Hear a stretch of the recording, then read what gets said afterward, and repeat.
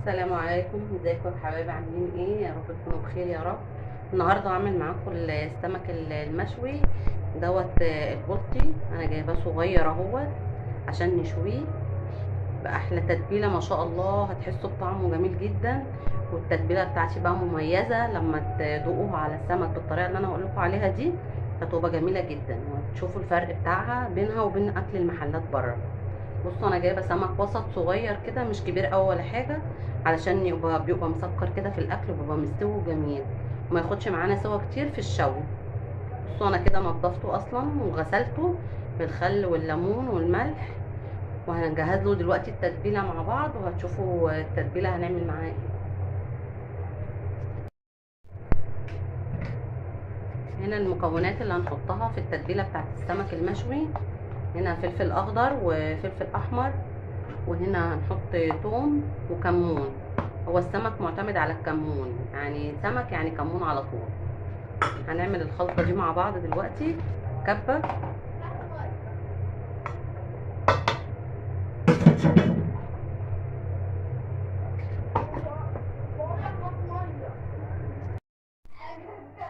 خلاص خلصنا التتبيلة هنا مع بعض اهي في الكبة. بصوا كده جميلة جدا ما شاء الله عليها، احلى تتبيلة بصراحة وريحتها جميلة جدا. وهنا ننزل عليها بقى بايه؟ بالليمون.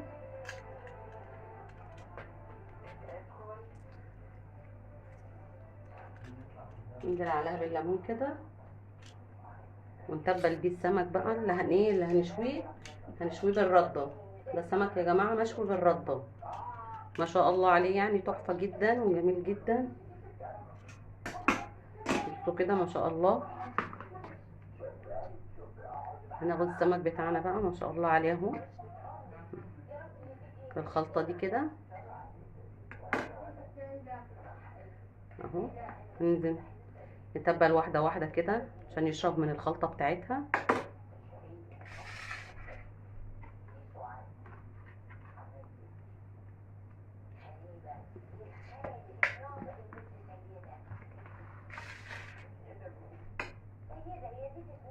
ما شاء الله جميل جدا، وريحته جميلة قوي بصراحة.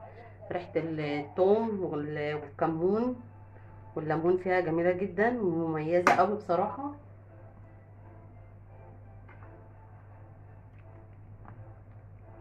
المية يا جماعة ديت، المية بتاعت الدقة دي لسه هنستخدمها، بس بعدين هقول لكم هنستخدمها في ايه. ما شاء الله عليها، يعني بصوا ما شاء الله جميلة جدا. ده سمك بلطي يا جماعة وسط وبحري. بحري انا جايباه صاحي والله، فيتنطط في ايدي كده وانا بنضفه. ما شاء الله عليه يعني.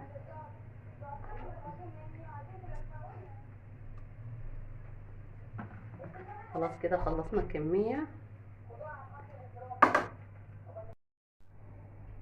خلصنا كده تتبيلة السمك كله يا جماعة مع بعض اهو. وهنا بقى هنجيب الردة انا نخلاها ردة ناعمة لشوي السمك ما شاء الله عليها يعني. لازم تنخليها كويس جدا عشان ما يبقاش فيها مثلا اي حاجة خشنة او قطع ولا حاجة، عشان ما تتحرقش في السمك. وهنا نضغط على السمك كده بالردة كويس جدا اهو كده.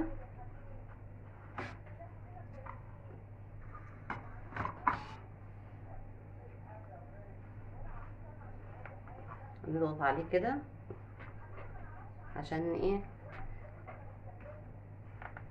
عشان الردة تمسك في السمك كويس. وتشوي في البيت عادي، ولا تروحي محل ولا الكلام ده كله.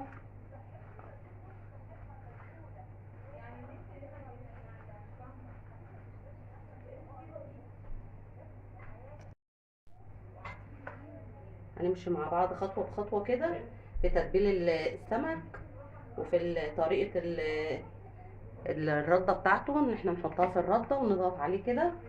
وبعد كده هناخده بقى ايه على الجريل نشويه، او في فرن البوتاجاز على الصاجة اللي تحت الولعة على طول يا جماعة. يعني مش على الشبكة اللي في النص، لا، اللي هي تحت فوق النار على طول مباشرة. لازم يكون على نار ايه؟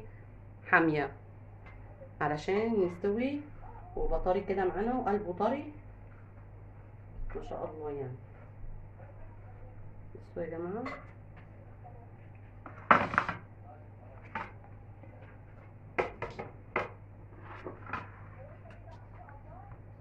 شكله عامل ازاي كده اصلا وهو ناي.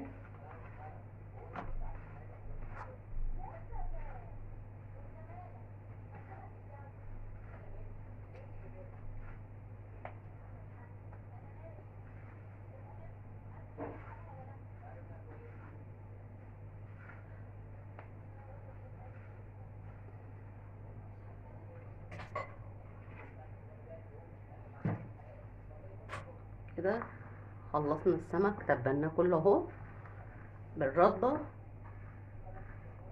هنروح بقى دلوقتي على مرحله الشوي، هنروح نشويه. هنيجي هنا على نار عاليه ونروح حاطين الطاسه بتاعتنا، اول حاجه اللي هنشوي فيها، ونحط عليها بس ايه نقطه زيت كده بسيط علشان السمك ما يلزقش في قلبها.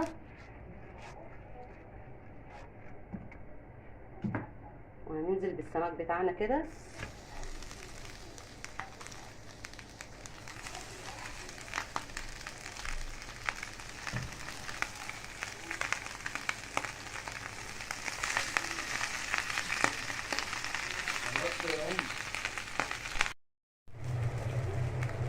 بصوا يا جماعه، احلى شوي والله، احلى شوي في البيت، جميل جدا وسهل، ما فيهوش اي حاجه.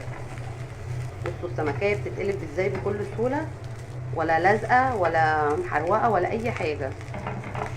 وان انتي بتنضفيه الاول، الناس اللي بتقول ان هي بتحطه بقشره علشان ما يلزقش، لا، القشر ده اصلا بيعمل كميه دخانه فظيعه. يتنضف طبعا ويتحك كويس جدا.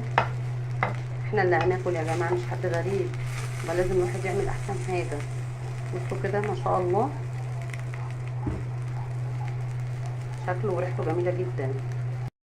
هنيجي هنا عند ظهر كل سمكيه، واروح عاملين فتحه كده بالسكينه، بحيث ان الفتحات دي اصلا السكينه دي بتقعد تطلع ميه ان السمك بيستوي اهو.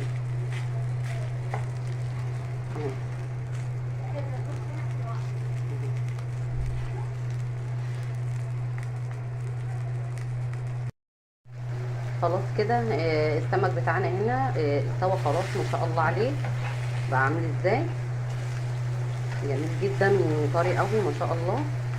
شوفوا يا جماعه، ولا دخانه ولا اي حاجه صراحه.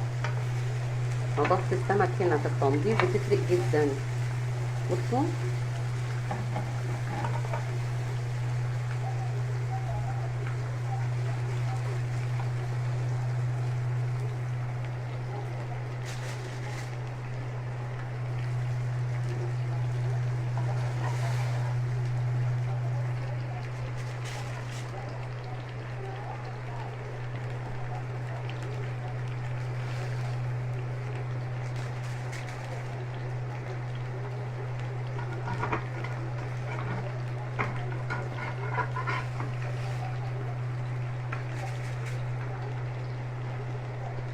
كده شكله جميل جدا وشكله نضيف قوي ما شاء الله عليه.